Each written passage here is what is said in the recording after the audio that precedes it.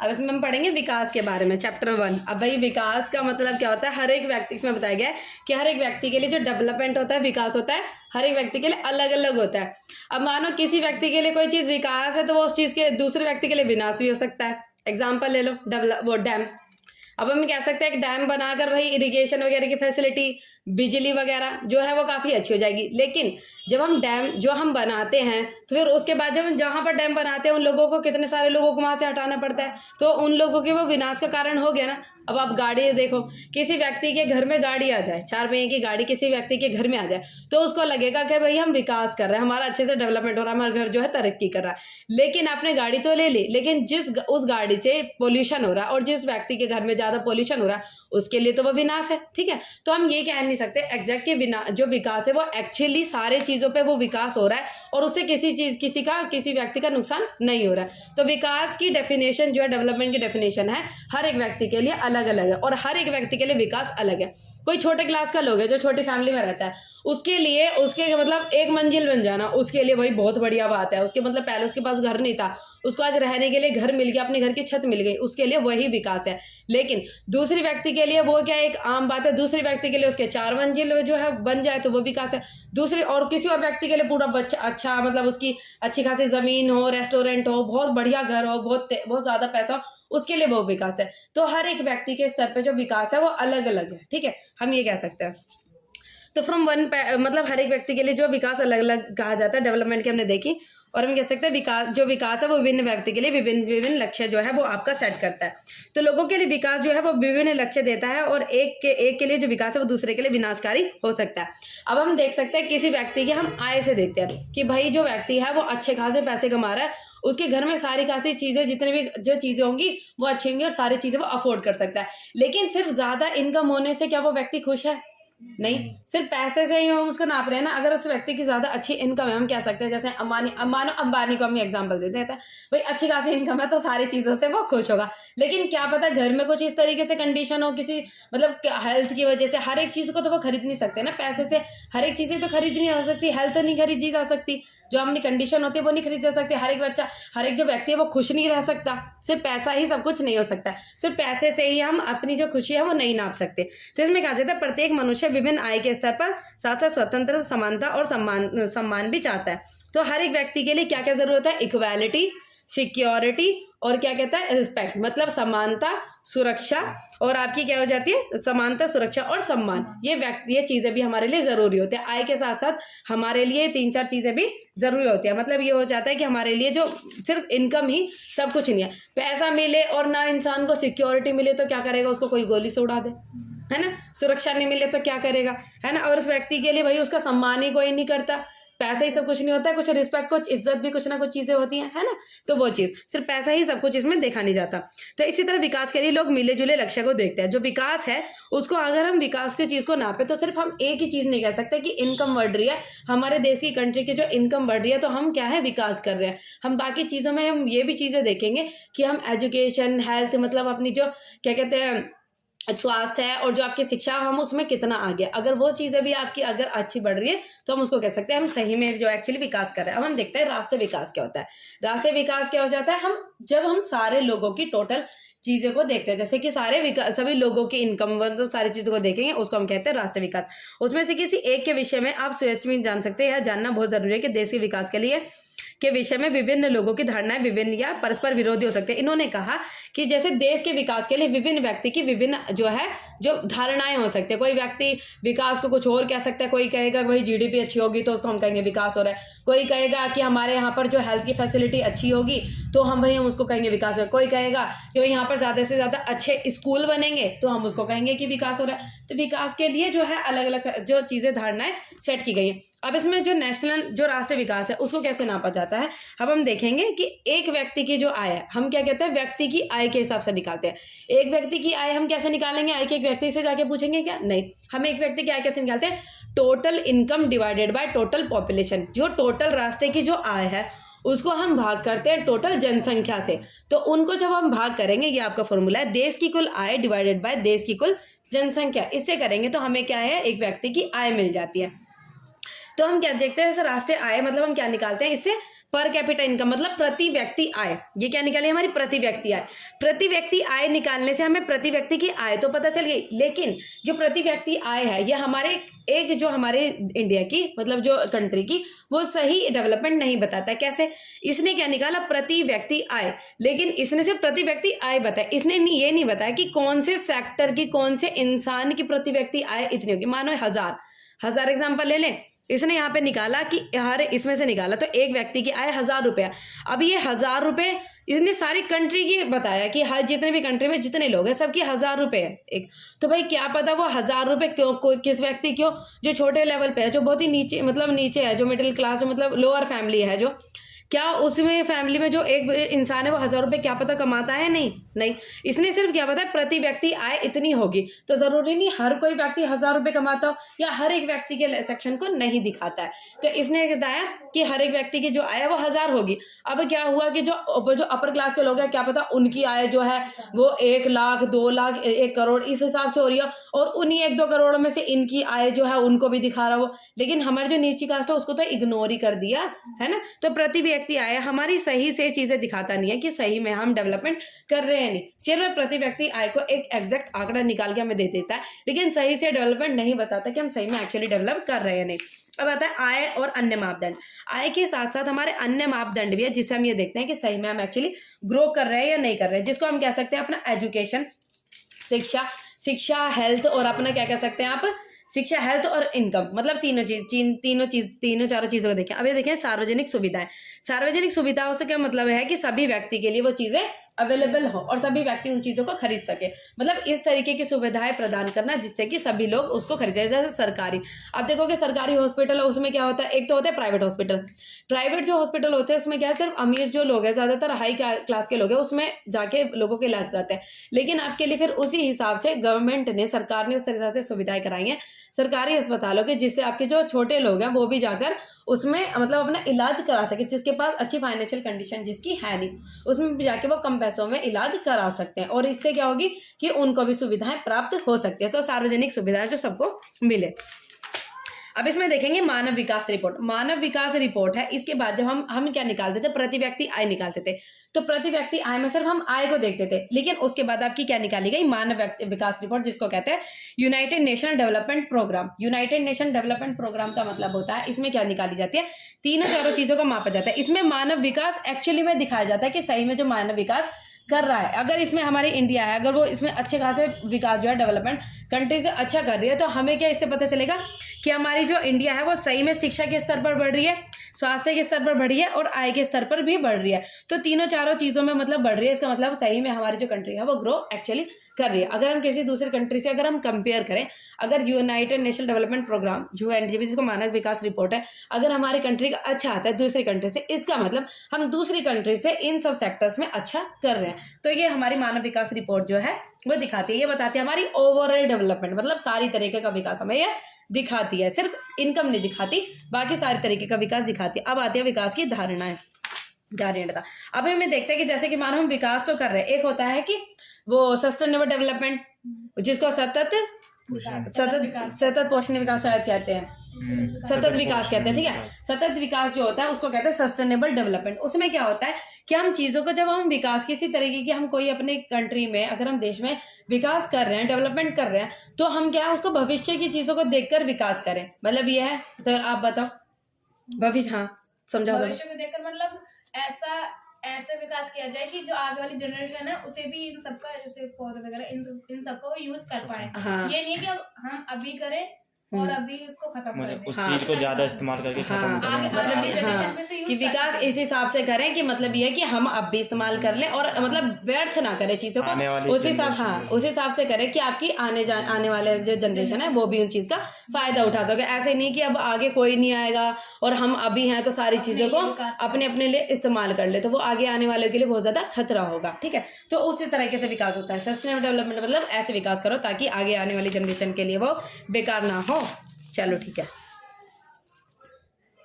ठीक है। अब ये दूसरा चैप्टर है जिसका नाम है भारतीय अर्थव्यवस्था के क्षेत्रक, जिसको कहते हैं sector of Indian economy. Indian economy के कौन कौन से सेक्टर है अब ये बता देंगे। इसमें हम देखेंगे कि on the basis of production, मतलब उत्पादन के हिसाब से हमारे 3 सेक्टर होते हैं, ये प्राथमिक, द्वितीय और तृतीयक, जिसको कहते हैं प्राइमरी सेक्टर, सेकेंडरी सेक्टर और टर्शरी सेक्टर। ठीक है। अब बताओ भाई प्राथमिक जो होता है, प्राथमिक क्षेत्र क्या होता है, बताओ मीनाक्षी, प्राथमिक क्षेत्र क्या होता है? कृषि क्षेत्र होता है। ठीक है। इसमें क्या होता है? माल मिलता है। हाँ, कच्चा माल वगैरह इसमें जो मतलब प्रोडक्शन जो है इसमें खेती वगैरह जो है की जाती है प्राथमिक क्षेत्र में। चलो ये बताओ क्या नाम है आपका? द्वितीय क्षेत्र में क्या होता है? हाँ, द्वितीय क्षेत्र में हाँ कच्चे माल से उसका उत्पादन जो है किया जाता है, इसको औद्योगिक क्षेत्र वो कहते हैं। बताओ तृतीय क्षेत्र में क्या होता है? जिसमें सेवाएं प्राप्त होती हैं। ठीक है। तो प्राथमिक, तृतीय क्षेत्र और तृतीय क्षेत्र। प्राथमिक क्षेत्र में वो होता है जिसमें आपकी मतलब ऐसे कि कृषि वगैरह जो है इसमें आपकी एग्रीकल्चर किया जाता है, इसको इंग्लिश में कहते हैं प्राइमरी सेक्टर। ठीक है। और उसके बाद आता है आपका द्वितीय क्षेत्र। द्वितीय क्षेत्र को हम क्या कहते हैं? औद्योगिक, जिसमें क्या होता है आपका किसी तरीके का प्रोडक्शन होता है, इसको इंग्लिश में हम क्या कहते हैं? मैन्युफैक्चरिंग सेक्टर, सेकेंडरी सेक्टर और इंडस्ट्रियल सेक्टर। क्यों? क्योंकि उसमें औद्योगिकीकरण होता है। इसमें आपके जो कच्चे माल से, जैसे यहाँ पर कोई चीजें यहाँ पर कोई चीजें उगाई जा, हाँ यहाँ पे कोई चीजें उगाई जा रही है तो यहाँ पे क्या है, उसका प्रोडक्शन होगा, है ना। और उसके बाद यहाँ पर प्रोडक्शन वो चीजें बन गई पूरी, उसके बाद तृतीय क्षेत्र में होते सेवा। अब जो चीज यहाँ पे बन गई वो यहाँ से यहाँ पे क्या होगी? सेवा, मतलब किसी ट्रांसपोर्ट के हिसाब से, किसी चीज की मदद के हिसाब से वो लोगों तक पहुंचाई जाएगी। जैसे मान लो टमाटर का एग्जाम्पल ले, टमाटर की चटनी, यहाँ पे टमाटर बने, यहाँ पे उसकी चटनी बनाई गई, उसके बाद यहाँ पे क्या हुआ? किसी भी सेवा, मतलब किसी भी ट्रांसपोर्ट के परिवहन की सहायता से वो लोगों तक पहुंचाई गई। तो ये जाते हैं आपके तीनों सेक्टर। समझ में आ गया? ये आपको सेवाएं प्रदान करती है, ये आपके इंडस्ट्रियल जो होते हैं जिसमें आपकी औद्योगिकरण मतलब फैक्ट्रियां होती हैं, ये आपका प्राइमरी जिसमें वो होता है कच्चा माल, मतलब कच्चा माल तो इसमें हाँ इसमें किसानी वगैरह जो खेती वगैरह जो है वो की जाती है इसमें। और तीनों ही क्या है? एक दूसरे के ऊपर डिपेंड है। ये नहीं होगा तो इससे क्या होगा? आपकी औद्योगिकीकरण नहीं हो पाएगी। ये नहीं होगा तो भैया किसको सेवा प्रदान करेगा और क्या चीज इधर से उधर भेजेगा? नहीं। तो तीनों एक दूसरे के ऊपर डिपेंड रहती है। ठीक है। फिर आते हैं आपके तृतीय क्षेत्र की तुलना। अब ये करेंगे तीनों क्षेत्र की हम तुलना करते हैं। जो तीनों क्षेत्र के उसमें हम तुलना करेंगे कि जो पहला सेक्टर है आपका, उसमें क्या हो जाता है? जो आपका प्राथमिक सेक्टर है, प्राथमिक सेक्टर होता है, उसमें क्या होगी? आपकी जनसंख्या जो है बहुत ज्यादा लोग उसमें क्या होंगे? जनसंख्या मतलब बहुत ज्यादा लोग उसमें काम कर रहे होंगे, काफी सारी जनसंख्या उसमें क्या होती है? काम करती है, काफी ज्यादा हम कह सकते हैं रोजगार उसमें मिल रहा है। लेकिन जो आपकी तृतीय सेक्टर है जिसको हम कहते हैं तृतीय क्षेत्रक, उसमें क्या हो जाता है आपका? तृतीय क्षेत्रक में उसमें कम जनसंख्या जो है काम करती है, लेकिन जो आपका जीडीपी में जितना ज्यादा कंट्रीब्यूट आपका तृतीय सेक्टर करता है उतना ये नहीं करता, क्योंकि यहाँ पे जितनी ज्यादा जनसंख्या आपकी काम करती है उस हिसाब से ये इतनी ग्रोथ मतलब चीजें नहीं दिखा पाती। यहाँ पर ज्यादातर लोग दिखते हैं काम करते हैं, काफी सारे लोग रोजगार दिखते हैं, काफी सारे लोगों को नौकरी मिली और काफी सारे लोग काम करते हैं, लेकिन उस हिसाब से जीडीपी में इतना जो उत्पादन जो है ना निकल कर नहीं आता जितने लोग काम करते हैं। और यहाँ पे कम जनसंख्या लेकिन फिर भी इसका जीडीपी में बहुत ज्यादा कंट्रीब्यूशन है इसके हिसाब से देखे जो है इसमें, और इसमें कम जनसंख्या काम करती है क्योंकि इसमें सिर्फ लोग दिखते हैं। जैसे हम कह सकते हैं अगर जैसे कोई खेती कर रहा है, अगर उसमें 10 लोगों की जरूरत है लेकिन वहां पे कितने लोग काम कर रहे हैं? 15। 5 को हटा भी दिया जाए तो उसके उत्पादन में क्या है? कोई भी कमी नहीं होगी। तो वो 5 लोग एक्स्ट्रा ही तो थे, लेकिन हमें दिख रहे थे कि भाई 15 लोग उसमें लगे पड़े, लेकिन 5 लोगों के हटाने से हमारे वहां पे कोई भी कमी उसमें नहीं हुई। उसको कहते हैं अल्प बेरोजगारी, उसको कहते हैं अनएम्प्लॉयमेंट। ठीक है, प्रत्यक्ष बेरोजगारी। ठीक है। तो 3 क्षेत्र की हम तुलना यही करते हैं कि तीनों क्षेत्र में से आपकी जो पहले जो क्षेत्र है उसमें क्या हो जाता है? जो पहला क्षेत्र है उसमें काफी सारी जनसंख्या जो है वो काम तो करती है, लेकिन उस हिसाब से आपका जीडीपी में कंट्रीब्यूट नहीं कर पाती जितना आपकी थर्ड सेक्टर जो है करती है। अब जीडीपी का मतलब क्या बताया था? बताओ दोबारा। हाँ, सकल घरेलू उत्पादक। सकल घरेलू उत्पादक का मतलब क्या है? हमारे जो घरेलू सीमा में जितना भी मूल्य मतलब जितना भी उत्पाद का जो मूल्य होता है उसे सकल, हाँ जितना उत्पादन हम जितने भी अपनी खुद की डोमेस्टिकली जितना हम कर रहे हैं हाँ उतना ही हमारा क्या हो जाता है उसके जो निकालते हैं उसको कहते हैं सकल घरेलू उत्पादक मतलब जीडीपी, ग्रोस डोमेस्टिक प्रोडक्ट। अब आते हैं क्षेत्रों में ऐतिहासिक परिवर्तन। अब क्या हुआ? ऐतिहासिक क्या परिवर्तन हुए? अब इसमें देखो कि इसमें एक वजह से तृतीय क्षेत्र का आपका क्या दिखा हुआ है? आपका ये पिंक कलर से और उसके बाद क्या है ये येलो से और ये ग्रीन कलर से। अब इसमें देखो पहले क्या हुआ था? आपके तीनों सेक्टर ही हैं। अब इसमें देखो यहाँ पे क्या था कि प्राथमिक सेक्टर में मतलब जो है जीडीपी में बहुत कम कंट्रीब्यूट कर रहा है और ये थोड़ा उससे ज्यादा और ये उससे ज्यादा, लेकिन जनसंख्या सबसे ज्यादा इसमें आपकी रहती है। देखो रोजगार के क्षेत्र की हिस्सेदारी, रोजगार क्या है? जो आपका प्राइमरी सेक्टर है जिसको प्राथमिक क्षेत्र कहते हैं, काफी ज्यादा ये रोजगार दे रहा है। ये कम दे रहा है, लेकिन ये इससे थोड़ा ज़्यादा दे रहा है, ठीक है। लेकिन ये क्या है, इसमें आप इसमें देखेंगे 2017 से 18 में आपकी क्या होगी, अब इसमें इससे थोड़े कम हुए। अब यहाँ के जब लोग जो अब जैसे जैसे आपकी टेक्नोलॉजी बढ़ती जा रही है, उसी हिसाब से लोगों की डिमांड सेवाओं की बढ़ती जा रही है, ठीक है। तो यहाँ की जो जनसंख्या वो कहाँ जाती जा रही है, सेवाओं में जाती जा रही है ना। तो इस हिसाब से यहाँ पे आपकी जनसंख्या यहाँ पे जाती जा रही है, इस हिसाब से यहाँ से थोड़ी कम होती जा रही है, यहाँ पर थोड़ी बढ़ती जा रही है। अब आपने देखा होगा पहले यहाँ पर क्या था, औद्योगिकीकरण इंडिया में इतना था नहीं, यहाँ पर चीज़ें बनती नहीं थी। Made in China, made in Japan, ये सारी चीज़ें इस्तेमाल की जाती थी। लेकिन जब से मेड इन इंडिया की स्कीम जो है पीएम के द्वारा चलाई गई है, जबकि मेड इन इंडिया की जो स्कीम चलाई गई उसके बाद यहाँ पर क्या हुआ, ज़्यादातर चीज़ें इंडिया में बनने लगी। अब इंडिया में ज़्यादातर चीज़ें बनने लगी तो उस हिसाब से क्या हुआ कि लोगों को ज़्यादा से ज़्यादा रोजगार मिलने लगा। तो इस हिसाब से देखो यहाँ पर सेक्टर में यहाँ पे पॉपुलेशन बहुत कम थी, यहाँ पे भी बढ़ गई ना। क्यों? क्योंकि यहाँ पे जनसंख्या बढ़ने लगी काम करने वाली। अब काम करने वाली जनसंख्या जब भी तो बढ़ेगी जब कुछ प्रोडक्शन होगा। तो आपका जो द्वितीय सेक्टर भी था, टाइम के हिसाब से द्वितीय सेक्टर भी आपका बढ़ता चलेगा। और आज के टाइम में भी आपने देखो काफी सारी फैक्ट्रियां और काफी सारी नई चीजें हम इंडिया में ही बनाते हैं और बाहर के लोग हमारे इंडिया से डिमांड करते हैं उन चीजों की। तो हमारा जो द्वितीय सेक्टर भी वो ग्रो कर रहा है। प्राइमरी सेक्टर है, प्राइमरी सेक्टर में पहले लोग जो जनसंख्या थी वो काम करती थी, उस हिसाब से प्रोडक्शन नहीं हो पाता था। लेकिन जैसे जैसे हम इसमें टेक्नोलॉजी बढ़ाते गए उस हिसाब से क्या हुआ, हमें उस हिसाब से अब जीडीपी में भी अच्छा खासा ये ग्रो कर रही है। क्यों? क्योंकि हम अच्छी खासी टेक्नोलॉजी इसमें लगाते जा रहे हैं।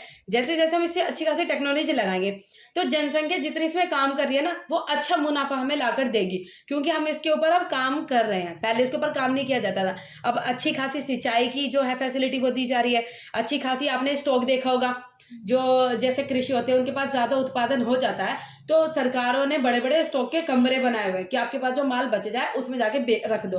उससे क्या होगा, आपका जो माल है जो बचा हुआ है वो सही रहेगा। और अगर सरकार को जरूरत पड़ती है तो वो जो किसान है उनको पैसे देके उस स्टॉक को खरीद लेती है। तो क्या हुआ, ये भी आपका सेक्टर अच्छा हो गया। इसमें भी क्या हुआ, आपका काम हो रहा है। अब जो सेवाएं हैं, अब आपने देखा होगा लोगों की जैसे जैसे इनकम बढ़ गया, लोग घर बैठे ज्यादातर सेवाएं लेते हैं। ऑनलाइन की सेवा देखो, इंटरनेट की सेवा देखो, घर पे डिलीवरी की सेवा देखो, कितनी सारी सेवाएं जो आपको घर मिलते, सेवा ही तो हो गई है ना। अब ये देखोगे क्या हुआ, आपका सेवा सेक्टर जो कि टर्शियरी सेक्टर क्या हो गया, ये भी बढ़ रहा है ना।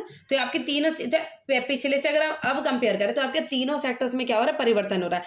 अब यहाँ की जनसंख्या कम हो रही है लेकिन ये भी अब काफी ज्यादा अच्छा जो है काम कर रही है, क्योंकि इसमें टेक्नोलॉजी से परिवर्तन हुआ। और यहाँ पे कैसे परिवर्तन हुआ, मेड इन इंडिया की जो है काफी सारी इंडस्ट्रीज बन रही है। अब सेवाएं के आप हिसाब से टेक्नोलॉजी से बता सकते हैं कि कैसे कैसे जैसे जैसे आपकी मतलब टाइम के हिसाब से टेक्नोलॉजी बढ़ रही है, लोगों की इनकम बढ़ रही है, उस हिसाब से लोगों की डिमांड जो है वो बढ़ रही है कि लोग ज्यादातर सर्विसेज डिमांड करते हैं घर बैठकर और अच्छी खासी सर्विसेज मांगते हैं।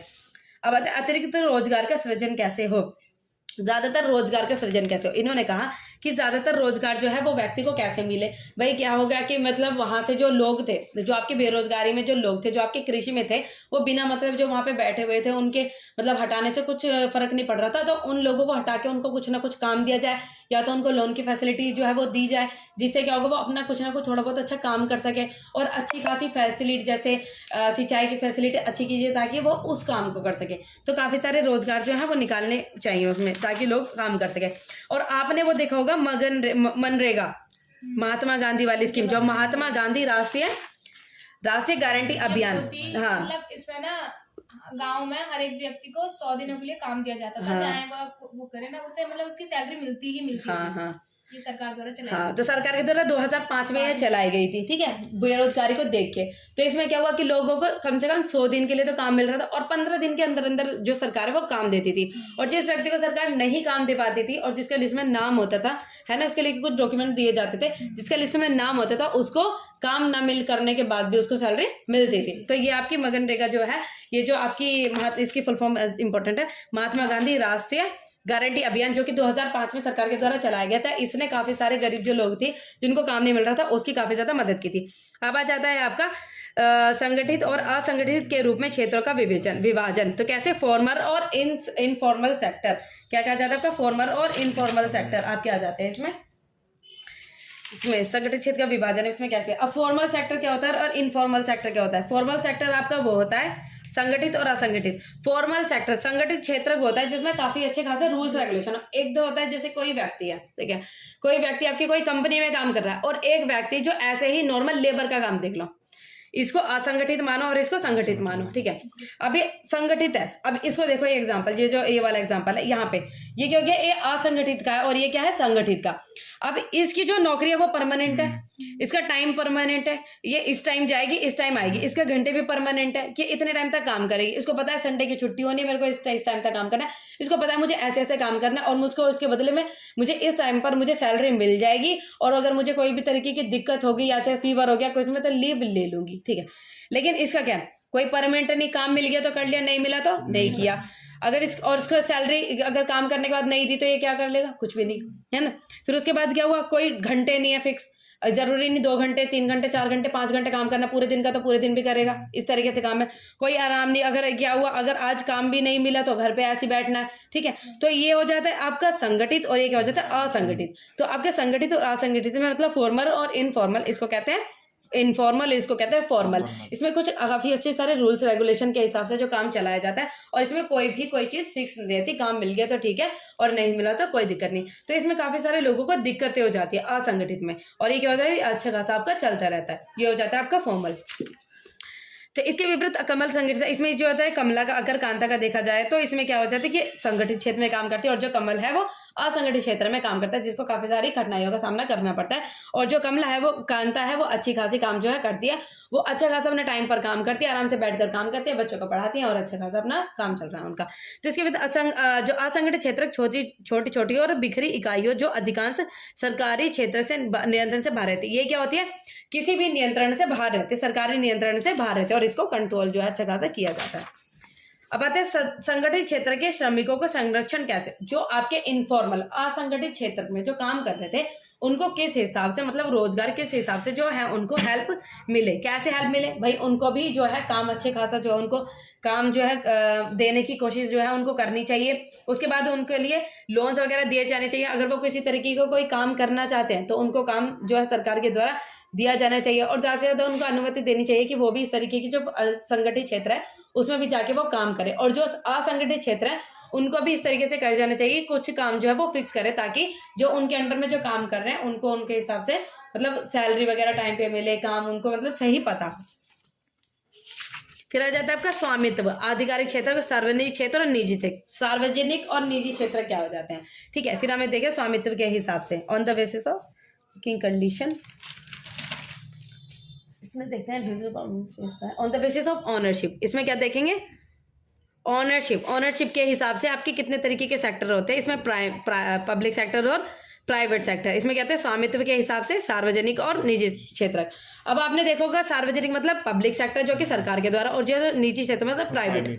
अब आपने देखा होगा कि जो आप रेल में जाते हो, जो आपकी रेल होती है वो क्या हो जाती है, सरकारी, और जो आपकी कुछ मतलब ट्रांसपोर्ट वगैरह कोई सिस्टम देख लो, कुछ होते हैं आपके जो कि प्राइवेट होते हैं, है ना। तो जो सरकारी जो चीजें होती है, सरकार क्या होती है उस हिसाब से कार्य करती है, ताकि सभी लोगों को इक्वल फैसिलिटी मिले और सबको बराबर समानता का चीज देखती है और लोगों के भले के लिए देखती है। लेकिन जो आपकी निजी क्षेत्र है, जो आपके प्राइवेट सेक्टर है, वो ज्यादातर काम क्या करता है, अपना फायदा बढ़ाना, मतलब प्रॉफिट मैक्सिमाइजेशन। इनका मतलब इनका काम क्या होता है, ज्यादातर अपने प्रॉफिट को बढ़ाना। अगर जैसे सरकार जो है वो जितने भी रेल्स वगैरह ट्रांसपोर्ट है, इनकी सारी फैसिलिटीज को अगर वो प्राइवेट कर दे, मतलब निजी कर दे, तो आप जिस हिसाब से रेल में जाते हो आपके टिकटें बहुत सस्ते में मिल जाते हैं, वो क्या हो जाएंगी, महंगी हो जाएंगी। अब आप जैसे भी सरकारी है तो कितने भी लोग कैसे करके एडजस्ट करके बैठ जाते हो, फिर उसके बाद क्या होगा, महंगे टिकटें लेकर फिर वो इस हिसाब से सारे लोगों को एलिमिनेट मतलब हटाना शुरू कर देगी, जैसे अब लोग चले जाते हैं। तो क्या होगा, काफी सारी लोगों के जो चीजें जो अब व्यक्ति सारी चीजों को अफोर्ड कर सकते हैं वो नहीं खरीद पाएंगे, नहीं बैठ पाएंगे। अब आपने हॉस्पिटल देखा होगा सर, जो आपके निजी मतलब प्राइवेट हॉस्पिटल होते हैं उसमें ज्यादातर लोग बहुत जाते हैं जो आपके हाई क्लास के लोग होते हैं, जिनके पास अच्छा खासा पैसा होता है, ठीक है। और फिर जो आपके जो सरकारी हॉस्पिटल में वो जाते हैं, जो भाई कोई भी चला जाता है भाई, जिसके पास नहीं होते पैसे, तो उस हिसाब से भी अगर उन्हीं भी हॉस्पिटलों को प्राइवेट कर दिया जाए तो है ना, बहुत कम जाएंगे क्या, और बहुत ज्यादा फिर हाँ, इन फैसिलिटीज के ऊपर भी अगर निजी जो प्राइवेट सेक्टर्स अपना कब्जा कर लेगी, प्राइवेट सेक्टर्स के हाथ में दे दिया जाए, तो लोगों की कंडीशन बहुत ज्यादा घट जाएगी। वो अपनी हेल्थ की फैसिलिटीज के लिए डॉक्टर्स के पास नहीं जाएंगे, बीमारियां हो जाएगी, घर में ही मर जाएंगे। भाई पैसे ही नहीं होंगे अगर लोगों के पास, तो वो क्या करेंगे, है ना, इस हिसाब से। और अब ट्रांसपोर्ट की फैसिलिटी देख लो, अब हम जाते हैं तो बसेस वगैरह जो है सरकार की द्वारा चली जाती है, लेडीज जो है उनके लिए फ्री हो जाती है, तो क्या हो जाती है, कहीं भी चाहे चली जाती। अब वही चीज़ें बस को भी टिकट इतने महंगे महंगे कर दिए जाए, अब तो इस हिसाब से टिकट कर दिए जाते ताकि सभी लोग आराम से चले जाए। और बस का ही टिकट वही 100-200 का कर देते, लोग इतना सोचेगा कहीं जाने से पहले, है ना, तो वो हो जाती है। तो सरकार ने बैलेंस किया गया है सार्वजनिक और निजी क्षेत्र में, मतलब प्राइवेट और पब्लिक सेक्टर में, इस हिसाब से बैलेंस किया गया ताकि जो छोटे लोग हैं, मतलब जो कम जिनके अच्छी खासी सैलरी नहीं होती है, वो भी सारी चीज़ों को अफोर्ड कर सके और वो भी ले सके। और आपने देखोगा कभी खाने के क्राइसिस हो जाते हैं, फूड क्राइसिस, मतलब भुखमरी वगैरह आ जाती है, तो वो सरकार फैसिलिटीज़ जो है वो प्रोवाइड कराती है खाने की। जैसे उनके पास जो स्टॉक में जो माल रखा रहता है उनको देकर, और आपने देखोगा कि वो राशन की दुकान से वो सामान, हाँ लॉकडाउन में हुआ था, और राशन की दुकान से सामान लाना, गेहूँ वगैरह मिल जाते हैं लोगों को, तो वो सरकार के द्वारा दिए जाते हैं ताकि जिनके पास नहीं है वो ले सके, लेकिन अब तो जिसके पास है वो भी लेता है। चलो ठीक है, चलो चैप्टर 3 मुद्रा और साख। ठीक है, अब इसमें पढ़ेंगे हम करंट मनी के बारे में। ठीक है भाई, पहले क्या होता था भाई, आज का सिस्टम है जिसमें भाई हम पैसे के बदले कोई चीज़ ले लेते हैं, लेकिन पहले क्या होता था बार्टर सिस्टम, जिसको कहते हैं वस्तु विनिमय प्रणाली। उसमें क्या होता था, चीज़ के बदले चीज़ जो है वो ली जाती थी। भैया मीनाक्षी समझा दी। वस्तु विनिमय प्रणाली वो है जैसे कि एक वस्तु के बदले दूसरी वस्तु का लेन देन करना। हाँ, ये पहले बहुत आधुनिक मतलब काल में बहुत चलती थी, जिससे कि बहुत सारी दुविधाएं भी आती थी, जैसे कि हमें उसी व्यक्ति को ढूंढना पड़ता था जिसके पास वो वस्तु है जिसकी मुझे आवश्यकता हो, और उस व्यक्ति को वो वस्तु की आवश्यकता हो जो मेरे पास है। हाँ, ऐसे व्यक्ति को ये इसे कहते थे आवश्यकताओं का दोहरा सहयोग। हाँ, तो मतलब यही है कि पहले क्या होता था, वस्तु विनिमय प्रणाली जो थी उसमें पैसों का लेन देन नहीं होता था, चीज़ों से लेन देन होता था, लेकिन वो क्या होती थी, बहुत ज़्यादा दिक्कतें करती थी हम लोगों को। क्यों? क्योंकि उसमें क्या होता था कि हमें उस व्यक्ति को ढूंढना पड़ता था जो चीज़ हमको बेचनी है, और उस व्यक्ति मतलब और उसके व्यक्ति के पास वो चीज़ होनी चाहिए जो हमको चाहिए। ठीक है, एक तो ये चीज़, और उस व्यक्ति को ढूंढने में भी काफ़ी ज़्यादा हमको टाइम लगता था। और ये चीज़ हम कह सकते हैं कि मानो हम क्वांटिटी नहीं नाप सकते थे कि जो चीज़ हम बेचते हैं क्या पता उसकी कीमत उतनी होगी जितनी वो चीज़ हमें दे रहा है उस हिसाब से। और ये क्या होता था कि हम क्या कहते हैं, भविष्य में उस चीज़ का भुगतान न करना, भविष्य में भुगतान करने में भी बहुत ज़्यादा दिक्कत है वो हमें करता था। जैसे मानो कि अभी मुझे एग्जाम्पल दिया था कि जैसे कि अभी मैंने उसको गेहूँ दे दिया और वो उसने कह रहा है कि तुम मेरे से 1 महीने बाद जाकर चावल ले जाइयो। अभी क्या पता वो 1 महीने बाद मुझे चावल बेकार दे दे, या फिर उसकी खेती बर्बाद हो और मुझे ना दे, तो ये कह सकते हैं भविष्य में हम उसको चीज़ को नहीं कर सकते। और जो वस्तु विनिमय प्रणाली के द्वारा जो चीज़ हम लेन देन करते हैं वो जगह चीज़ें ज़्यादा घेरती है। और पैसा क्या होता है, पैसे के बदले में कोई लेन देन चीज़ करे, पैसा क्या कहीं भी चुपका लो, पता भी नहीं चलती कि पैसा रखा है। तो करेंसी ने जो थी, मुद्रा थी, उन्होंने काफ़ी सारी दिक्कतें जो हमारी वस्तु विनिमय प्रणाली होती थी उसको हमारी काफ़ी सारी चीज़ों को मदद की थी। अब हमारी जो मनी है, मनी आज के देखोगे नोट सिक्का इस तरीके से, तो क्या होता है कि क्या डायरेक्ट ये नोट सिक्के इस तरीके से बनने शुरू हो गए थे? नहीं, जैसे जैसे हमारे रूलर्स आए, हमने इतिहास में देखा होगा, जैसे जैसे हमारे राजा आए उन्होंने अपने अपने टाइम पे अपने अपने हिसाब से सिक्के चलाए थे। जैसे किसी ने गोल्ड कॉइन चलाया था, किसी ने पंचमार्क कॉइन चलाया था, जैसे कि उस पर पंच का साइन था, किसी ने ऐसे ऐसे तरीके के कॉइन चलाए थे जैसे उसमें दिखा है। पहले अलग अलग धातु के जो कॉइन्स बने होते थे, अब एक ही धातु के सारे तरीके के ऐसे ही सिक्के आपके बने होते हैं। देखो इसमें कहते हैं प्रारंभिक आहत सिक्के लगभग 500 वर्ष पुराने। अब देखो कैसे तरीके के सिक्के हैं, कोई किस तरीके का चिन्ह इसमें समझ नहीं आ रहा है। उस टाइम के लोगों के रूलर जो थे, उस टाइम पे जो राजा था, उस टाइम पे शासन करता होगा, उस हिसाब से उनके चिन्ह जो बनाए जाते थे। अभी देखो गुप्तकालीन सिक्के कैसे थे, तुगलक के सिक्के कैसे होते थे, अकबर कालीन सोने के मोहरे, आधुनिक सिक्का, और आपका सिक्का कैसा है, ऐसा उसके ऊपर लिखा गया है कि ये कितने का सिक्का है। अब इसके ऊपर कोई एग्जैक्ट प्राइस वगैरह अब उसकी लैंग्वेज में लिखा गया हो तो पता नहीं, लेकिन हमारे देखो इसमें क्या लिखा है, आधुनिक सिक्के, इसमें लिखा है 1 रुपए का सिक्का है। तो क्या होता था कि इसमें, और इसमें क्या होता है करेंसी।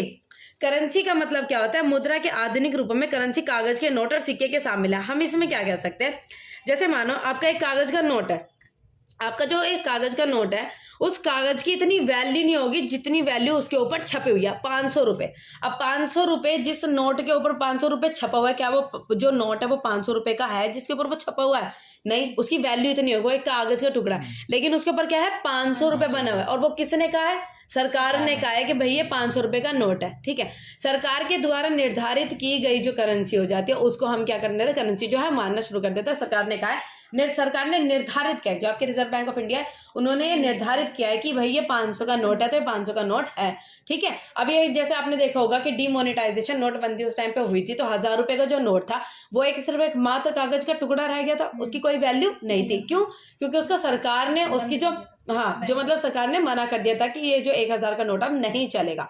अब भाई कितना भी उसको चला लो, वो नहीं चल रहा तो वो नहीं चल रहा, जो उसको कोई एक्सेप्ट ही नहीं करेगा। अब दुकान पे जाओ, है तो वो 1000 रुपए का note, reserve bank of India उस पर लिखा है, सारी चीजें हैं उस पर, लेकिन दुकानदार से उस 1000 रुपए के नोट के बदले में चीज मांगो, वो देगा? नोट को फाड़ के और फेंक देगा, नहीं दे। क्यों? क्योंकि क्या होगा भाई, वो चलता ही नहीं है तो उसको कोई एक्सेप्ट नहीं करेगा। अब सरकार के द्वारा जो चीज कही है, 500 का नोट था, अब सरकार के द्वारा ये चलाया गया है, 2000 का नोट सरकार के द्वारा चलाया गया था, तो क्या है, उसको माना गया है, ठीक है, तो सरकार के द्वारा निर्धारित की जाती है। अब आ जाते हैं बैंकों में निष्पक्ष। अब क्या होती है कि सरकार, जो व्यक्ति हैं, वो जो पहले क्या होता था, लोग अपने देखा होगा कि काफी सारे लोग पहले के टाइम में कुछ गुल्लके, कुछ ऐसे दीवारों के अंदर अलमारियां बना के पहले लोगों पैसों को छुपा लेते थे। और अब क्या हो जाते हैं, जो लोग हैं जिसके पास, व्यक्ति के पास पैसे होते हैं, वो क्या हो जाते हैं, बैंकों में जाके डिपॉजिट जो है अपनी जमा कर देते हैं। कुछ होते हैं, कुछ फिक्स डिपॉजिट कर देते हैं, जो किसी एक स्थिर टाइम के लिए, आपकी जो एक टाइम के लिए, समय के लिए, वो जो है या 2 साल 3 साल 4 साल 5 साल के लिए आपके जो पैसे हैं जमा हो जाते हैं, उसको आप निकाल नहीं सकते, जिसको आप एफडी कहते हो। एक हो जाती है आपकी डिमांड डिपॉजिट, जिसको आप क्या कह सकते हैं, हाँ, मांग जमा, जिसको कह सकते हैं जैसे आपको अभी जरूरत है,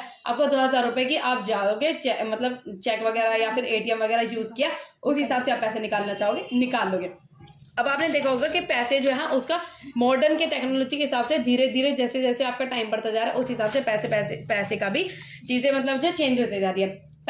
मतलब पहले सिक्के वगैरह जो चलते थे, फिर लोगों ने क्या हुआ, वो क्या चेक वगैरह इस्तेमाल करना शुरू कर दिया, चेक, फिर एटीएम कार्ड वगैरह इस्तेमाल करना शुरू कर दिया। अब क्या होता है, आपका स्कैन करो और पे करो, पेटीएम, घर बैठे। पहले कोई सोचा था क्या फोन में से भी ऐसे कर सकते हैं? नहीं। अब क्या हुआ कि स्कैन करो और पे करो, चेक की भी झंझट जो थी वो खत्म, चेक से जिसको देना है वो दे सकता है। लेकिन अब पेटीएम का भी सिस्टम ऐसे कर दिया उन्होंने कि अब हम क्या कर सकते हैं कि घर बैठे भी चेक से मतलब पेटीएम स्कैन करके पे कर सकते हैं। अब क्या होता है, different account of the bank. उसके बाद क्या हो जाता है, आपने देखा होगा कि क्रेडिट की फैसिलिटी। अब जो हमारी जो बैंक है वो क्या हो जाती है, हमको ऋण संबंधित, मतलब ये लोन की जो है, लोन की फैसिलिटीज भी हमको प्रोवाइड कर जाती है। अब इसमें देखा, साख की 2 विभिन्न स्थिति है, मतलब लोन की 2 डिफरेंट इसने सिचुएशन बताती है। एक तो आता है त्योहार का मौसम, और एक हो जाती है इसमें स्वप्न की समस्या। अब इसमें 2 तरीके की कंडीशन हमें दिखाई है। इसमें एक व्यक्ति है, वो किसी तरीके का जो व्यापार जो है वो खोलना चाहता है, उसने किसी से लोन लिया, जूते का जो व्यापार है उसने खोलना चाहता है, उसने किसी से लोन लिया, लोन लेकर उसने जो है वो व्यापार स्टार्ट कर दिया। अब उस व्यापार से उसने जो चीजें बनाई थी उसको बेचा, उसके बाद बेचने के बाद उसने, उसके पास जितना पैसा उसे अपने लोन को चुकाता चला गया। तो वो थी एक त्योहार का मौसम, इसकी कंडीशन थी अच्छी। एक तरफ इस लेडीज ने लोन लिया था, स्वप्ना ने लोन लिया, इसने लोन लिया अपनी खेती के लिए, खेती बाड़ी की लोन लिया। जब इसने खेती बाड़ी के ऊपर अपना जो काम था पैसे लगाए, खेती क्या हो गई, बर्बाद हो गई। जहां से लोन चुकाना था वो भी नहीं चुका पाई। अब वो जो लोन वाला था जिससे लोन लिया था वो डिमांड कर रहा था भाई पैसे ले, दूसरी जगह से लोन लेकर उसका लोन लिया, फिर दूसरा डिमांड। तो इससे क्या हुआ, एक डेब्ट ट्रैप में फंस गई वो लेडी, जो कि थी एक चक्र में फंसती चली गई। इस मामले में ऋण कर्जदार को ऐसी परिस्थिति में धकेल जाता है जहां से बाहर निकलना काफी कष्टदायक हो जाता है। और इसी सिचुएशन से परेशान होकर आपने देखा काफी सारे किसान फांसी तक लगा लेते हैं। ठीक है, तो यह जाती है आपकी कंडीशन कि जो है इसने लोन तो लिया लेकिन उसको नहीं चुका पाई। ठीक है, फिर आ जाती है ऋण की शर्तें। अब ऋण की शर्तें, अगर आप बैंक से लोन लेने जाते हो, ठीक है, एक तो होता है आपके, आप 2 तरीके के सोर्सेस होते हैं आपके, औपचारिक और एक अनौपचारिक। ठीक है, औपचारिक वो होता है जैसे कि आप बैंक वगैरह से, और मतलब किसी अच्छी पूरा प्रोसीजर होता है उसके लोन लेने का। ठीक है, वहां से आप लोन लेते हो, उसके ऊपर पूरी निगरानी होती है। जैसे बैंक में जमा करते हो पैसे, अगर बैंक की कोई भी दिक्कत है उसमें हो जाए तो वो बैंक क्या देता है, आपको सिक्योरिटी देता है कि भैया आपको वो पैसे वापस देगा। ठीक है, एक हो जाता है अनौपचारिक। अनौपचारिक वो हो जाते हैं जैसे कि आपके, जैसे किसी जमींदार वगैरह से लोन ले रहे हो। ठीक है, और जमींदार वगैरह से लोन ले रहे हो तो उसको आप पूरी वो नहीं कह सकते कि भाई मुझे वो क्या कहते हैं, अगर उससे लोन ले रहे हो क्या पता वो बहुत ज्यादा पहले वो कह रहा है कि भाई 12% इंटरेस्ट लूंगा, लेकिन क्या पता वो बाद में 15 या 16% इंटरेस्ट चार्ज करने लगे। आपने देखा होगा कभी पुरानी फिल्में या कहीं की पुरानी कंडीशन, हाँ, उनको देखा होगा, उनके ब्याज इतना ज्यादा होता था, जितने वो पैसे लेते थे उससे ज्यादा उनका ब्याज हो जाता था, और उससे वो परेशान होकर आत्महत्या या इस तरीके की चीजें कर लेते हैं, घर छोड़कर चले जाते थे, ऐसी चीजें कर लेते। अब आते हैं ऋण की शर्तें। जैसे ऋण की शर्तें, अगर आप बैंक वगैरह के पास जाते हो, बैंक वगैरह के पास अगर आप लोन लेने जाते हो तो बैंक डायरेक्ट लोन नहीं देता है, वो कुछ शर्त है, मतलब कुछ चीजें डिपॉजिट करवाता है, या तो कोई जैसे जिस हिसाब से वो लोन देगा उस हिसाब से कोई सिक्योरिटी वो लेगा। ठीक है, या तो वो कोई चीज गिरवी रखवाता है जैसे कोलेटरल, या फिर कोई डॉक्यूमेंट्स रखवाता है कि भाई व्यक्ति जो है वो मेरे लोन देगा भी या नहीं देगा। क्यों? क्योंकि बैंक के पास भी तो उनकी जो व्यक्तियों की जमाएं ही होती है जो दूसरे व्यक्ति उनके पास रख के गए हैं। जो आपका कमर्शियल बैंक होता है वो आपके, जैसे आप कमर्शियल बैंक के पास, जो आपके बैंक होते हैं उनके पास जितना जमा करके जाते हो, बैंक सारी जमाएं अपने पास नहीं रखता है। जो बैंक है वो अपनी जमाएं क्या हो जाते हैं, लोन पे आगे जो आपके बड़े औद्योगिक होते हैं, फैक्ट्रियाँ होती है, उनको भी लोन की जरूरत होती है, वो बैंक से लोन लेती है। ठीक है, आपने बैंक के पास जमा किया, बैंक ने इकट्ठा पैसा करके जो बड़े बड़े उद्योगिक कर रहे थे उसको लोन दिया, तो उनसे बैंक ने बहुत ज्यादा इंटरेस्ट लिया, उससे बैंक ने बहुत ज्यादा इंटरेस्ट लिया। और हमने मतलब जो छोटे लोगों को, मतलब छोटे व्यक्ति से जो बैंक ने लोन लिया, उसने छोटे व्यक्ति ने बैंक से जब लोन लिया तो बैंक ने उनसे भी इंटरेस्ट चार्ज किया, लेकिन उनसे कम इंटरेस्ट चार्ज किया। ठीक है, अब उससे कम इंटरेस्ट चार्ज किया लेकिन उससे ज्यादा इंटरेस्ट चार्ज किया। अब इन दोनों के पैसों के बीच में जो गैप बन गया वो बैंक की क्या हो गई, इनकम हो गई। ठीक है, तो ऐसे बैंक काम करता है, और वहां से ज्यादा इंटरेस्ट चार्ज किया। ठीक है, अब क्या हो जाता है कि जो छोटे छोटे जो लोग हैं, वो अगर व्यक्ति जो लोन लेते हैं तो वो लोन ऐसे ही नहीं लेते। तो जो छोटे व्यक्ति होते हैं उनके पास इतने ज्यादा डॉक्यूमेंट्स नहीं होते, उनको सारा प्रोसीजर बहुत ज्यादा लंबा लगता है, भाई ये जानना पड़ेगा, बार बार चक्कर काटने पड़ेंगे, जब जाके वो हमें पैसे देगा। तो इससे वो क्या करते हैं, उनको क्या सही लगता है कि हम उनसे लोन ले लें, जो हमारे जाने पहचाने लोग हैं, जैसे हमारे लैंडलॉर्ड्स हो गए, जमींदार हो गए, उनसे वो लोन लेते हैं। लेकिन वो कुछ होते हैं सही, जो मतलब सही व्यक्ति होते हैं तो वो दे भी देते हैं, कम ब्याज चार्ज करते हैं। लेकिन कुछ व्यक्ति होते हैं जो उनको बहुत ज्यादा एक्सप्लॉइट करते जाए, परेशान करते चले जाते हैं, जिससे क्या हो जाती है, बहुत ज्यादा वो इन सब चीजों में एक जाल में फंसते चले जाते हैं और वो लोन नहीं दे पाते, और उस वजह से वो गलत कदम उठा लेते हैं, जैसे अपने आप को मतलब फांसी वगैरह लगा लेते हैं, इस तरीके की चीजें वो कर देते हैं। क्योंकि बैंक का प्रोसीजर बहुत ज्यादा लंबा होता था। और पहले क्या होता था कि जब ब्रिटिशर्स के टाइम पे जो लोग होते थे ना, लोअर क्लास, उनको बहुत इजीली लोन नहीं मिलता था, और उस चीज़ों ने लोगों के एक चीज दिमाग में फिक्स कर दी कि हम लोन नहीं ले पाते और हमको इतनी सारी चीजें फॉलो करनी पड़ती है। तो इस हिसाब से बैंक भी अपने उस तरफ के सुविधाओं की तरफ जा रहा है, जिससे कि आपके जो गरीब लोग हैं वो भी लोन ले सके। और क्या है, और आपने देखा होगा फॉर्म में इंग्लिश हिंदी इन दोनों तरीके के मीडियम होते हैं, ताकि हिंदी भी लोग समझ पाए। पहले इंग्लिश मीडियम होता था, सारा इंग्लिश में होता था, लेकिन अब हिंदी माध्यम में भी होता है, ताकि जो लोग जिनको इंग्लिश नहीं आती है वो हिंदी पढ़ के अपनी सारी जो है इंफॉर्मेशन उसमें भर के अपना अकाउंट वगैरह खुलवा सके, और अपनी जो लोन अगर लेना चाहें तो वो ले सकते हैं। ठीक है, और उनको अच्छे से सारी चीजें समझाई जाती है। और सरकार का भी यही कार्य है कि ज्यादातर व्यक्ति बैंकों से लोन ले, जमींदारों से ना लोन ले, क्योंकि जमींदार उनको एक्सप्लॉइट करते हैं। फिर उसी चीजों से बचने के लिए सहकारी समितियां से सहकारी समितियां क्या हो जाती है, आपके सेल्फ हेल्प ग्रुप जो है वो बनाई गई, यही होती है ना सहकारी समिति। बैंकों के अलावा हाँ, ग्रामीण क्षेत्रों में सस्ते श्रम का एक अन्य स्रोत सहकारी समितियां, जो क्या कहते हैं सेल्फ हेल्प ग्रुप, सहकारी समितियां जो है वो बनाई गई थी। इसमें क्या हो जाता है कि जो लोग थे उन्होंने खुद इकट्ठे होकर खुद के जो है वो ग्रुप बनाने शुरू कर दिए। सेल्फ हेल्प ग्रुप मतलब खुद की हेल्प के लिए ग्रुप तो होता था। हाँ, जैसे कमिटीज वगैरह हाँ, ग्रुप होता था, वो इकट्ठे करते थे और एक को जिसको जरूरत होती उसे देते थे उस टाइम। हाँ, और उसमें क्या होता था कि वो कम इंटरेस्ट भी चार्ज करते थे, और तुम्हारे सारे जानने वाले लोग होते थे, और इस तरीके कोई चीजें तुम्हें उसमें गिरवी नहीं रखनी पड़ती थी, और ऐसे ही लोग थोड़ी थोड़ी सी जमाएं अपनी खुद की करते रहते थे। ठीक है, तो इससे क्या हुआ, लोगों ने एक तो बैंक का भी झंझट वो कर लिया, हटा दिया, उसको भी कम करा, और जो आपके जमींदार से लोन लेना उसको भी कम करा। तो उन्होंने सहकारी समितियां जो है वो बनानी शुरू कर दी, छोटे छोटे खुद के सेल्फ हेल्प ग्रुप। जैसे औरतें हैं, कुछ लेडीज इकट्ठी हुई, उनको लग रहा है कि हम कोई अच्छा काम जो है लेडीज के लिए स्टार्ट कर सकते, तो उन्होंने खुद के सेल्फ हेल्प ग्रुप बनाने शुरू करे। जैसे किसी भी लेडीज को कोई जरूरत होगी तो वो यहाँ से लोन ले सकते हैं। इससे क्या हुआ कि लेडीज और महिलाओं का जो काम है वो भी उसमें भी बढ़ोतरी हुई, और जो महिलाएं हैं वो भी अपनी जो मतलब अपने खुद के मतलब पैरों पे खड़ी होने के भी लायक बनी, ताकि वो अपने यहाँ से पैसे लेके अपना काम कुछ का स्टार्ट करना चाहे तो वो कर सके। ठीक है, बाद में औपचारिक क्षेत्रों में अभी हम चीज़ पढ़ ली, औपचारिक और अनौपचारिक में भी चीज़ें पढ़ ली हमने। औपचारिक स्रोतों की अपेक्षा ब्याज दर, अब ये देखा हमने कि औपचारिक जो औपचारिक की अपेक्षा अगर हम देखा जाए, अनौपचारिक में ज़्यादातर ब्याज जो है वो चार्ज किया जाता है। इसलिए बैंकों और सहकारी समितियों को अपनी गतिविधियाँ विशेषकर ग्रामीण इलाकों में बढ़ाने की जरूरत है, ताकि कर्जदारों की अनौपचारिक स्रोत हो। तो इसमें ये कहा जाता है कि सरकार की यही चीज़ कि सरकार ज़्यादा से ज़्यादा औपचारिक मतलब फॉर्मल सेक्टर्स जो होते हैं, जो फॉर्मल सेक्टर्स होते हैं उनको, जो पब्लिक बैंक होते हैं, सरकारी बैंक जो होते हैं, और जो क्या कहते हैं औपचारिक सोर्सों को ज़्यादातर गाँवों में लगाए, ताकि जो आपके गाँव के जो लोग हैं ज़्यादातर जो आपके जमींदार वगैरह पे डिपेंड ना होने के बावजूद बैंकों से आपके लोन ले, और उनको ज़्यादातर इन सब चीज़ों का सामना ना करना पड़े, और उनको हेल्प भी हो जाए। ठीक है, और आपने देखा होगा कि सरकार ने इस तरीके की चीज़ें भी चलाई गई है, ताकि जैसे गांव में इस तरीके की चीज़ें भी चलाई गई हैं, ताकि जो आपकी कृषि होती हैं उनको अलग से इन्फॉर्मेशन मिले, जो अगर वो किसी तरीके की फैसिलिटीज़ लोन चाहते हैं तो उनको अलग से कृषि को लोन मिले, ताकि उनकी कृषि में हेल्प हो जाए। सिंचाई के लिए लोन चाहिए, और जैसे आपने टेक्नोलॉजी कोई जानी है उसके लिए लोन चाहिए तो किसानों की इस तरह से मदद करने के लिए काफ़ी सारी चीज़ें जो है वो सरकार ने की है। चलो ठीक है। चलो चैप्टर 4 वैश्वीकरण और भारतीय अर्थव्यवस्था, इंग्लिश में globalisation and the Indian economy. ठीक है, तो इसमें हम पढ़ेंगे कि वैश्वीकरण मतलब ग्लोबलाइजेशन का मतलब क्या होता है। हमने देखा होगा कि हम जो मतलब पहले क्या होता था, बाजार जो होते थे, आपने देखा होगा जो बाजार था एक ही देश तक सीमित रह जाते थे। तो उससे क्या होता था, एक देश तक सीमित रहने से मतलब उसकी देश की जो चीज़ें हैं वो वहीं तक रह जाती थी, और बाहर की कोई अगर टेक्नोलॉजी वगैरह है ना तो उस देश में आती थी, ना वहाँ की टेक्नोलॉजी कोई बाहर जाती थी। तो उसके बाद क्या है वैश्वीकरण, मतलब हमारा जो बाजार है वो एक देश से सीमित ना रहकर बाकी देशों में भी होना, उसको कहते हैं हम वैश्वीकरण, जिसको मतलब ग्लोबलाइजेशन। अपने व्यापार को, अपने ट्रेड को, अपने बाजार को, अपनी मार्केट को बाहर के देशों से भी ओपन करना। इंग्लिश में उसको कहेंगे the globalisation is the process of rapid integration और इंटरकनेक्शन बिटवीन द कंट्रीज। मतलब ये है कि तेजी से कंट्रीज के बीच में, एक दूसरे कंट्रीज के बीच में कनेक्शन होना, व्यापार से लेकर रिलेटेड, उसको कहते हैं हम ग्लोबलाइजेशन। या तो हम व्यापार से भी कह सकते हैं, और ग्लोबली मतलब वैश्वीकरण हम लोगों से भी कह सकते हैं, फैशन में भी कह सकते हैं, है ना।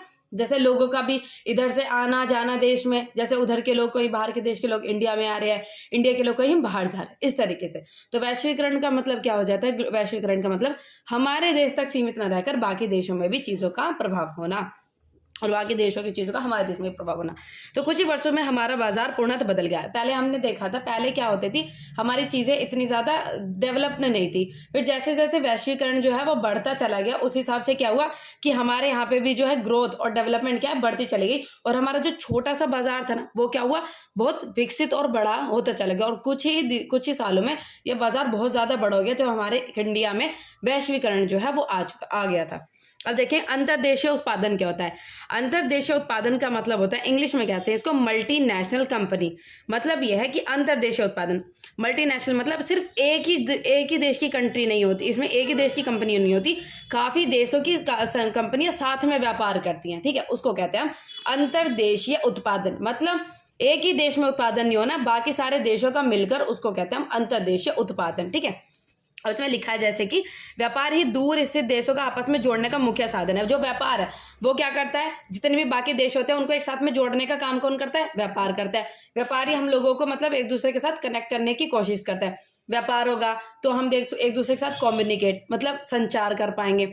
व्यापार होगा तो व्यापार जैसे हमें दूसरे देशों के कोई कपड़े पहनने का तरीका, खाने का तरीका वो पसंद आ रहा है, तो हम क्या करेंगे, वहाँ के कल्चर मतलब वहाँ की चीज़ों को अपनाने की कोशिश करेंगे। ठीक है, और मतलब वहाँ के जो चीज़ें वहाँ से मंगाएंगे। और जैसे इंडिया की पहनावा काफ़ी लोगों को, देशों को पसंद आता है, तो वो यहाँ की चीज़ें बाहर देश में अपनाते हैं ना, तो उस हिसाब से। और उसमें देखा गया है कि जैसे व्यापारी दूर स्थित देशों को, जो व्यापार जो होता है दूर स्थित देशों को जोड़ने का काम करता है। और जो आपकी बहुराष्ट्रीय कंपनी है, ठीक है, बहुराष्ट्रीय कंपनी जो आपकी मल्टीनेशनल कंपनियां होती है, वो आपकी क्या करती है, मल्टीनेशनल कंपनी क्या करती है, एक देश को दूसरे देश से जोड़ने का काम करती है। और ये कंपनी अपनी वहां पर सेटअप करते हैं, ये जो लोग हैं बहुराष्ट्रीय कंपनी वहां पर लगाई जाती है जहाँ की जनसंख्या ज़्यादा हो, और जहाँ की जो लेबर है वो कम पैसे मांगे, और जहाँ का बाजार है वो ज़्यादा बड़ा हो, वहाँ पर मल्टीनेशनल कंपनियां मतलब बहुराष्ट्रीय कंपनियां आपकी स्थापित की जाती हैं। क्योंकि वहाँ पर स्थापित करेंगे, भाई कोई मार्केट है, कोई कंपनी है, वहाँ पर आपने क्या करी, वहाँ पर लगाई, तो उसको लोग तो चाहिए कि जो उसको खरीदे, और मतलब उसको मतलब ये है कि उनको मतलब ज़्यादा से ज़्यादा जनसंख्या चाहिए उस काम को करने वाली, और जो उस काम को कर रही है वो इतने ज़्यादा पैसे भी ना मांगे। तो वो इस हिसाब से अपने जो मार्केट है वो वहाँ पर सेटअप करते हैं, जहाँ पे क्या हो उन लोगों को मतलब कम पैसे में भी जो है वो लेबर मिल जाए, और वो जो उनके लिए बहुत अच्छी खासी मार्केट मिल जाए। ठीक है, अभी देखो इसमें, और जो आपका जो क्या कहते हैं ग्लोबलाइजेशन, जिसको कहते हैं वैश्वीकरण, उसमें सिर्फ वस्तुओं का आदान प्रदान नहीं होता, उसमें सेवाओं का भी आदान प्रदान होता है। सेवा मतलब जैसे हमें कोई किसी प्रकार की कोई सेवा चाहिए, तो बाहर की कंट्री, बाहर का देश हमें उस प्रकार की सेवा जो है वो प्रदान कर रहा है, या फिर बाहर के देशों को हमसे किसी भी प्रकार की सेवा चाहिए तो वो सेवा हम उनको प्रदान कर रहे हैं। ठीक है, उसको कहते हैं, आपने सेवा सेक्टर वो पीछे पढ़ा था, तृतीय वो पढ़ा था ना, तृतीय सेक्टर में पढ़ता है सेवाएं, तो वो आ जाती है आपकी। तो सेवा का भी आदान प्रदान होता है आपके वैश्वीकरण में। विश्व भर के उत्पादन को एक दूसरे से जोड़ना, तो अभी हमने बताया था कि वैश्वीकरण का मतलब क्या होता है, विश्व भर के उत्पादन को एक दूसरे से जोड़ना। अब ये देखो, इसमें क्या हुआ, अब इसमें जैसे गांव के जो लोग होते हैं ना, वो भी गांव के जो लोग होते हैं वो भी किसी तरीके का जैसे काम, जैसे गांव के लोग हैं वो खाली बैठे हैं, तो उनको ना जैसे आपकी कुछ कंपनी होती है, बड़ी बड़ी कंपनियां, जैसे छोटे मोटे गांव के जैसे लोग होते हैं वो खाली बैठे होते हैं, तो उनको ना आपने देखा होगा कि सूटों पे बहुत से लोग सितारे लगाते हैं, जूतों में बहुत से लोग मतलब ये है कि या तो डोरी वगैरह डालते हैं या फिर उनके नीचे का जो तना होता है वो डालते हैं, तो वो क्या होता है उनको वो काम देकर जैसे जाते हैं, ठीक है, तो वो क्या हो जाते हैं जैसे उनको काम देकर जाते हैं, फिर इनसे ना इनको भी काम मिल जाता है, फिर इनसे इनको ना इनके काम के बदले में वो पैसे देकर चल जाते हैं, इनका जो टाइम जो बेकार जा रहा था इनके टाइम को भी इस्तेमाल हो जाता है, इनको भी पैसे मिल जाते हैं, और फिर जो इकट्ठा करके उन सामान को बाजार में बेच देते हैं, ठीक है। और यही चीज़ अगर इनसे जैसे इनके पास अच्छी खासी मतलब ब्रांडेड चीज़ें भी होती हैं, काफ़ी सारी चीज़ें इनके पास होती है जिनको वो मतलब अरेंज करके सही, और यही चीज़ें फिर आपकी जो बहुराष्ट्रीय कंपनी होती है वो बाजार में बेच देती हैं। तो इससे क्या हुआ, हमको क्या फ़ायदा हुआ, ये जो लेबर ये जो लोग थे इनको भी काम मिल गया, इनका भी टाइम यूटिलाइजेशन हुआ, और जो मल्टीनेशनल कंपनियां थी हम यहाँ पर भी उत्पादन जो है वो उन चीज़ों का हो रहा है। तो क्या होता है, देश और एक दूसरे से जोड़ने का काम जो है वो करती है, ये हो जाता है आपका। फिर इसमें देखेंगे हम यहाँ पे विदेश व्यापार और बाजारों का एकीकरण। तो एकीकरण इसमें होता है, एकीकरण का मतलब होता है इंटीग्रेशन। इसमें क्या होता है, विदेश व्यापार और बाजारों का एकीकरण। ये जितने भी देश के बाजार होते हैं और उनके व्यापार होते हैं उनको एक करने का काम जो है वो वैश्वीकरण करता है। एक करने का मतलब एक ही बाजार उसको माना जाता है, उसका काम कौन सा करता है, वैश्वीकरण आपको करता है, ठीक है। अब जैसे इसमें लिखा हुआ था लाभ के कारण ही व्यापारिक कंपनियां जैसे ईस्ट इंडिया कंपनी भारत की ओर आकर्षित हुई थे, बाजारों अर्थात अपने देशों के बाजारों से बाहर के बाजार में पहुंचने के लिए उत्पादन को एक अवसर उपलब्ध कराता है, और बल्कि विश्व के अन्य देशों के बाजारों में भी प्रतिस्पर्धा करते हैं। तो इसमें क्या हो जाता है, और दूसरे देशों में उत्पादित वस्तु के आयात से खरीदारों के सामने उन वस्तुओं के घरेलू उत्पादन के अन्य विकल्पों का विस्तार होता है। अब जैसे कि हम दूसरे देश में कोई चीज़ें बनाई जा रही हैं तो हम वहाँ से कोई चीज़ क्या करते हैं, आयात करते हैं। आयात का मतलब होता है इम्पोर्ट। और कोई व्यक्ति को हमारे यहाँ से चीज़ पसंद आ रही है तो वो क्या करते हैं, निर्यात। हम यहाँ से वो चीज़ें निर्यात करते हैं। तो इससे क्या हुआ कि हमारे यहाँ पर जो चीज़ें बन रही थी, जो चीज़ें लोग अपने हाथों से बना रहे थे, या फिर मतलब यहाँ पर जो चीज़ें फेमस हो रही थी उनको हम यहाँ क्या करते हैं, निर्यात कर देते हैं। निर्यात मतलब एक्सपोर्ट कर देते हैं, और उससे क्या होगा, हम लोगों की भी जो है अर्थव्यवस्था अच्छी होती है, और हम लोगों के देश का भी नाम जो होता है कि भाई इंडिया की ये चीज़ें हैं, इस हिसाब से, ठीक है। फिर आता है आपका वैश्वीकरण। क्या है, वैश्वीकरण का मतलब होता है विभिन्न देशों के बीच परस्पर संबंध और तीव्र एकीकरण की प्रक्रिया ही वैश्वीकरण है। मतलब यही कि विभिन्न देशों के बीच का संबंध और फास्ट मतलब तीव्र गति से उनके बीच में क्या होता है, प्रक्रिया, उनके बीच की जो एकीकरण की प्रक्रिया होती है उसको वैश्वीकरण आती है। तो क्या इसमें दो चीज़ आ गई, विभिन्न देशों के बीच में संबंध और तीव्र एकीकरण की प्रक्रिया जो होती है उसको ही हम वैश्वीकरण कहते हैं। और ये क्या हो जाता है, जिसको हम कहते हैं कि इसमें इंग्लिश में definition process of rapid integration and interconnection between the countries that is called the globalisation, ठीक है। ये हो जाता है आपका। अब आता है इसमें वैश्वीकरण को संभव बनाने वाले कौन से कारण है। वैश्वीकरण जो है वो किस किस वजह से आपका पॉसिबल हो पा रहा है, मतलब कौन कौन सी ऐसी चीजें हैं जो वैश्वीकरण को फैला रहे हैं, मतलब ऐसी कौन सी चीजें जिससे वैश्वीकरण संभव हो पा रहा है। तो आपकी दो तीन चीजें आ जाती है वैश्वीकरण जिससे संभव हो पा रहा है। एक तो आ जाती है आपकी टेक्नोलॉजी, मतलब आपकी जो टेक्नोलॉजी है वो काफ़ी ज़्यादा एडवांस हो रही है पहले के टाइम से और आज के टाइम में। पहले क्या होता था, परिवहन के जो साधन थे, ट्रांसपोर्ट के सिस्टम इतने थे नहीं, तो लोग एक से दूसरे देश तक चीज़ें कैसे भेजते, है ना। अब ये जो टेक्नोलॉजी ट्रांसपोर्ट की जो परिवहन की जो चीज़ें हैं वो क्या हुई, जैसे जैसे डेवलप हो रही है उस हिसाब से हम लोगों का जो है इधर से उधर चीज़ें का जो लेन देन है वो ज़्यादा बढ़ रहा है। अब लेन देन के बढ़ने की वजह से हमारा जो वैश्वीकरण है वो भी क्या हो रहा है, बढ़ रहा है। तो हमारी जो टेक्नोलॉजी है और जो परिवहन है वो काफ़ी ज़्यादा इंपॉर्टेंट हमारे इसमें बहुत ज़्यादा मदद करता है हमारे वैश्वीकरण को बढ़ावा देने में। फिर आ जाती है आपकी सूचना एवं संचार, जिसको कहते हैं information and communication the communication technology. मतलब इससे क्या होता है, जो हमारे सूचना और संचार, सूचना मतलब किसी भी तरीके की एक देश से विदेश की सूचना। अब जैसे मानो मुझे किसी इंडिया के व्यक्ति को कोई बाहर की चीज़ पसंद आ रही, या किसी बाहर के देश को कोई इंडिया की चीज़ें पसंद आ रही, तो ये क्या होगा, इन्फॉर्मेशन, सूचना। ये भाई कैसे मिलेगी, जब इन दोनों के बीच में कम्युनिकेशन होगा। और इन्फॉर्मेशन और जैसे कम्युनिकेशन है, सूचना एवं संचार, इन चीज़ों का जैसे जैसे विकास हुआ और कम्युनिकेशन के माध्यम, अब ये पहले एक दूसरे देशों से इतनी ज़्यादा बातें करनी संभव नहीं थी, और अब देखो कितनी ज़्यादा जो संचार के जो माध्यम है वो कितने ज़्यादा हो चुके हैं। इंटरनेट से, है ना। इंटरनेट से भाई किस तरीके से कैसे बात करनी है, और भाई वो अपने यहाँ से हम लोगों को मतलब नेट के थ्रू सारी चीज़ें यूज़ करके वो हमको बताते हैं, मतलब हमसे कम्युनिकेट करते हैं कि भाई ये चीज़ें हमारे देश को पसंद आ रही, इस चीज़ की डिमांड है, तो इम्पोर्ट एक्सपोर्ट की चीज़ें इससे भी बढ़ती है। तो दो चीज़ें थी जिसने हमारे क्या हुआ कि जो हमारी जो वैश्वीकरण था उसकी गति को तेज किया, और जिसने संभव कराया वो थी हमारी टेक्नोलॉजी, और ये थे भाई सूचना एवं संचार, जिसको कहते हैं इंफॉर्मेशन एंड कम्युनिकेशन, ये वाली चीज़ें। फिर आ जाता है विदेश व्यापार तथा विदेशी निवेश का उदारीकरण, जिसको कहते हैं liberalisation of the foreign trade and foreign investment policy. पहले क्या होता था, हमारा जो क्या कहते हैं व्यापार था, वो जब इंडिया ने यहाँ पे जैसे लोगों ने काफ़ी ज़्यादा यहाँ की चीज़ों को लूटना स्टार्ट किया, यहाँ से चीज़ें पहले फ्रीली जाती थी, बाहर के देश में क्या जाती थी, फ्री जाती थी, कोई टैक्स नहीं लगता था, पहले के टाइम की बात है। फिर यहाँ हमारे जो देश की चीज़ों का ना बहुत ज़्यादा एक्सप्लॉइटेशन किया जा रहा था, ठीक है, बहुत ज़्यादा बेकार, मतलब एक्सप्लॉइट बहुत ज़्यादा किया जा रहा था हमारे यहाँ की चीज़ों को। क्यों? यहाँ की चीज़ें तो वो फ्री की ले जाते थे, ठीक है, यहाँ पे जो चीज़ें बनती थी, और जब वहाँ से मतलब यहाँ से चीज़ वो फ्री की ले जाते थे वहाँ पे, और फिर जब हमको ट्रेड करने की जैसे कोशिश करते थे तो वहाँ पे वो क्या लगा देते थे, टैक्स लगा देते थे, ठीक है, यहाँ से चीज़ें तो वो ले जाते थे। तो फिर हम लोगों ने अपने यहाँ के चीज़ों को बचाने के लिए क्या लगाना शुरू कर दिया, टैक्स, जिसको कहते हैं ट्रेड बैरियर, इंग्लिश में टैक्स लगाना शुरू कर दिया। इससे क्या हुआ कि हमने अपनी इकोनॉमी जो थी, अर्थव्यवस्था को बंद अर्थव्यवस्था कर दिया। बंद अर्थव्यवस्था का मतलब है कि हम किसी से ट्रेड नहीं करेंगे पहले, ठीक है, और वो क्यों किया कि हम अपनी अर्थव्यवस्था को बचाना चाहते थे। बाहर की जो वैसी जो कंट्रीज थी जो हमारे यहाँ पर हमारी कंट्रीज को, हमारे इंडिया को बहुत ज़्यादा एक्सप्लॉइट कर रही थी, तो हमने क्या लगा दिया, इन पे टैक्स लगा दिया चीज़ों पे, ताकि हमारा जो लेन देन है हमने वहाँ पे ख़त्म कर दिया था पहले। लेकिन क्या हुआ, जैसे जैसे धीरे धीरे फिर जो कंट्रीज़ बाकी जो अपनी डेवलप होती रही, और फिर जब हमने अपने आप को ये सोचा कि हमारी जो है खुली अर्थव्यवस्था होनी ज़रूरी है, क्योंकि खुली अर्थव्यवस्था होगी तो हम लोगों को बाहर की टेक्नोलॉजी के बारे में पता चलेगा, और बाहर की टेक्नोलॉजी भी हम अपने इंडिया में लेकर आ पाएंगे, और इंडिया जो है वो काफ़ी ज़्यादा अच्छा ग्रो कर पाएगा। तो हमने क्या हुआ, अपनी कंट्री को ओपन इकोनॉमी कर दिया, जिसको कहते हैं खुली अर्थव्यवस्था, और यहाँ पर उदारीकरण लेकर आए, जिसको कहते हैं लिबरलाइजेशन। मतलब जितने टैक्सेस वगैरह हमने लगाए हुए थे, वो जितने भी ट्रेड बैरियर्स लगाए थे उनको हटा दिया, ठीक है। उनको हटाने से क्या हुआ, हमारा जो व्यापार था वो और भी ज़्यादा बढ़ गया, ठीक है। उससे ही क्या हुआ, लिबरलाइजेशन होने की वजह से हमारे में क्या आ गई, वैश्वीकरण जो है वो चीज़ें आ गई। तो पहले हम क्या करते थे, ट्रेड बैरियर्स लगाए थे, मतलब टैक्सेस वगैरह लगाए थे और काफ़ी ज़्यादा रेस्ट्रिक्शन लगाए थे, जिससे कि ट्रेड नहीं होता था। लेकिन उदारीकरण हमने लाने के बाद ये सारी चीज़ें क्या कर दी, हटा दी, और इसके हटने के बाद हमारा जो व्यापार था वो बहुत ज़्यादा आसान हो गया, और फिर हम दोनों जो कंट्रीज़ के बीच का, जो देशों के बीच का जो व्यापार था वो काफ़ी ज़्यादा बढ़ गया, और तीव्र गति से वो हो गया।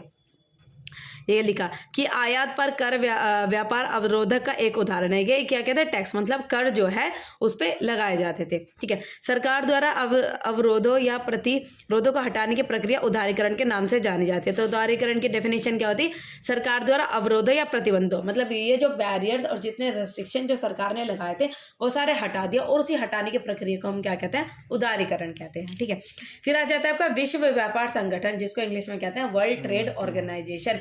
ये एक इस तरीके का संगठन है, जितने भी लोग इसके मेंबर्स होते हैं ये क्या करते हैं, विश्व व्यापार, विश्व मतलब देश के सभी देशों के साथ, देशों में के बीच में जितना व्यापार हो रहा है उन सारी चीज़ों को ये देखता है, उसी का संगठन होता है विश्व व्यापार संगठन, जिसको कहते हैं वर्ल्ड ट्रेड ऑर्गेनाइजेशन। ये सारी चीज़ों के ऊपर नजर रखता है कि अगर जो देश हैं, जो देश के इसके अंदर जितने देश आते हैं, जैसे देश अगर आपस में एक साथ व्यापार कर रहे हैं तो उनके बीच में किसी प्रकार की कोई लड़ाई ना हो, है ना, आपसी मतभेद ना हो, उन सबको सुलझाने का काम कौन करता है, विश्व व्यापार संगठन।